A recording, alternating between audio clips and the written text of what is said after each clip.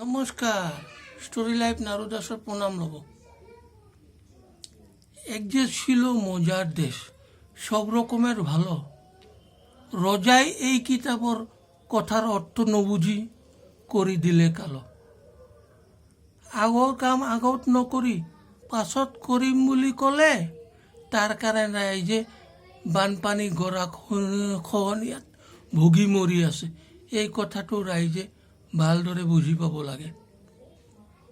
13 number কথা 15 তাৰিখত ক'লে 17 তাৰিখত সেই কথা উল্টাই দি ৰাইজৰ বহু টকা বৰবাদ কৰাই দিলে। এই নাৰায়ণ দাসে ঘৰত বহি বহি সদায় টিভিত নিউজ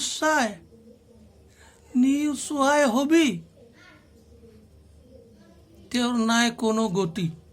ফেচবুক আৰু টিভি নিউজ চোৱাই একমাত্ৰ এই নাৰায়ণ দাসৰ হবি।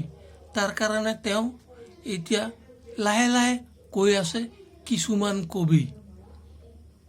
তাৰ কাৰণে ৰাইজ, এই দেশটো ক'ত আৰু ৰজাজন কোন আপোনালোকে বাছি ওলাব। তেওঁক আপোনালোকে 2026 কি কৰিব লাগে কৈ দিব।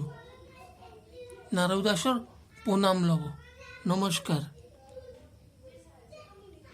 আজি 5 বছৰে 2 হাতৰে ৰাইজক প্ৰণাম দিব পৰা নাই কাৰণে বেয়া লাগিছে। আৰু আজিৰ কাৰণে বিদায় লওঁ বাৰু। ইতি নাৰু প্ৰণাম।